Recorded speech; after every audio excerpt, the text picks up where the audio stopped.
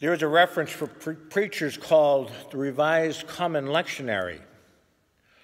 It gives preachers Bible passages to preach on a 3-year rotation. For years, I followed the lectionary like most preachers. I've stopped following it, although I often check it to see what others are preaching on.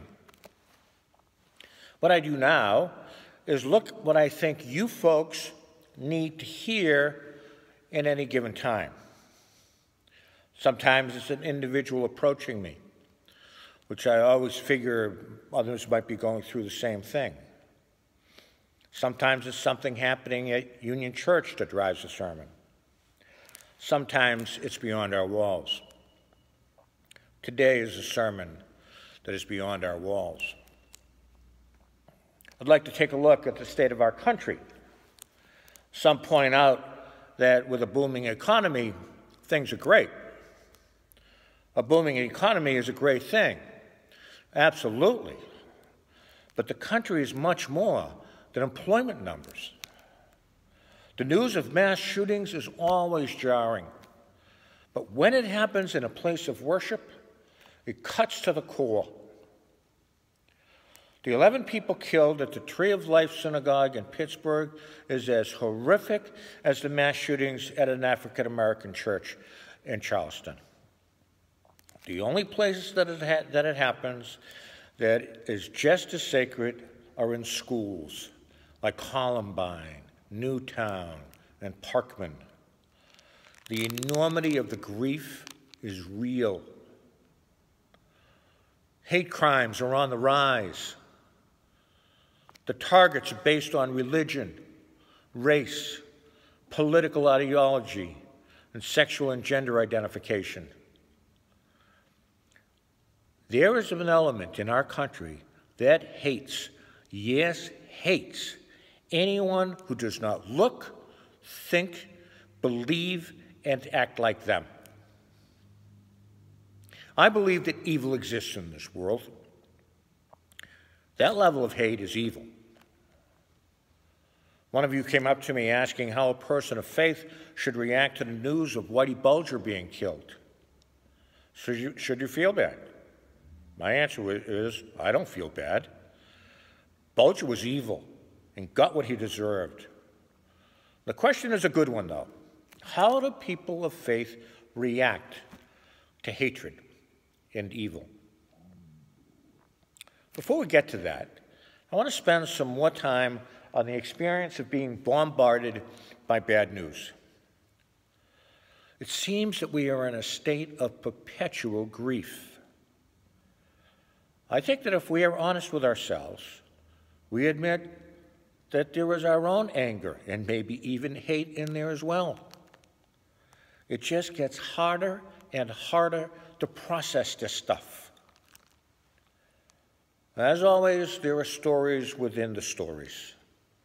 One of the unbelievable things about the synagogue killings is that one of the people killed was a 97-year-old woman who was a Holocaust survivor. What kind of a person could put someone like that in their crosshairs and pull the trigger? As I mentioned last week, we are reading the book of Job in the Tuesday afternoon Bible study. One of the great things about that book is that it cuts to some of the biggest questions that humans face. In the story, 3 so-called friends visit Job.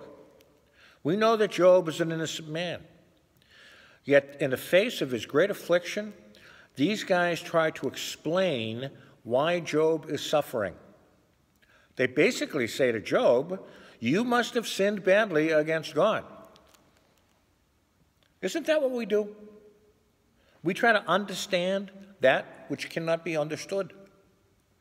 How often have you heard or maybe even said, everything happens for a reason? I think when people say that, they are saying, I don't understand this, so there must be a master plan that I don't know about. A question we hear is, why is God letting this happen? This is another attempt to understand the ununderstandable. I think a healthier approach is to accept the reality and to think about what you might be able to do about it. It does me no good to try to fathom why a man would put a 97-year-old woman in his crosshairs and pull the trigger.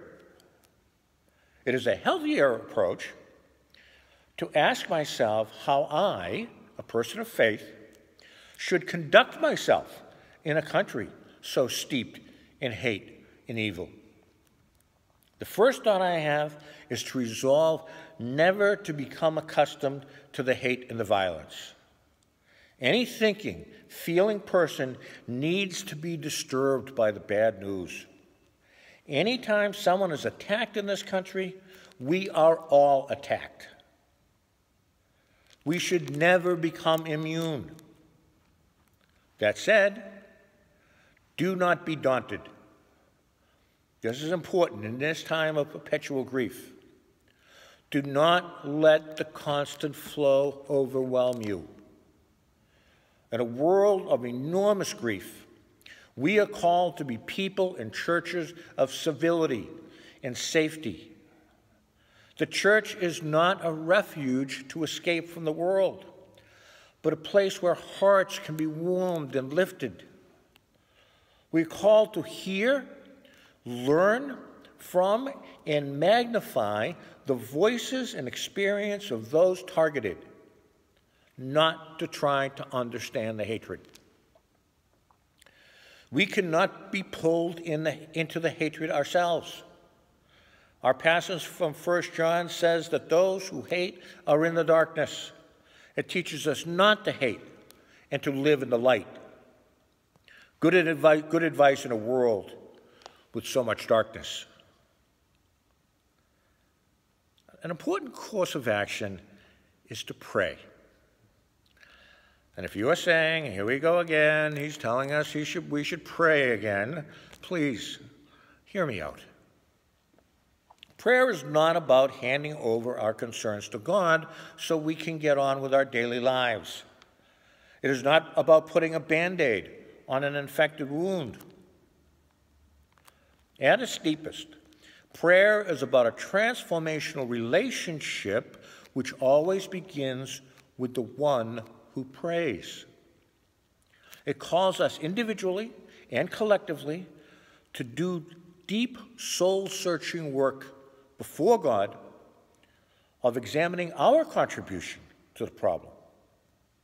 Prayer is not about illusions of hope and fear, although God welcomes those cries from the heart. Beyond that, it is about surrendering and opening to the presence of God.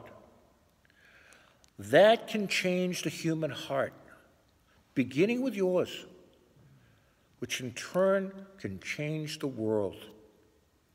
So pray. Then act.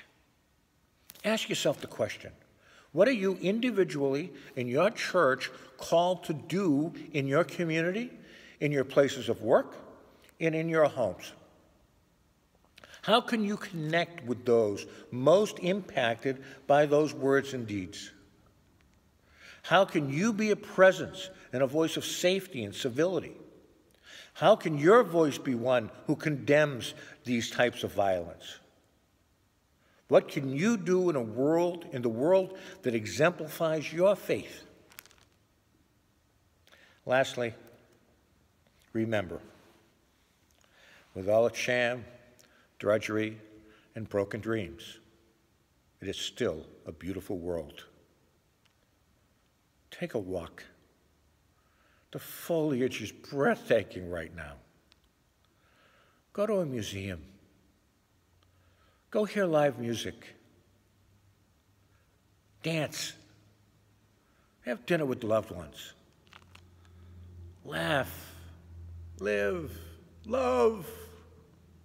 Help yourself remember that truth and beauty still surround us all the time. Amen.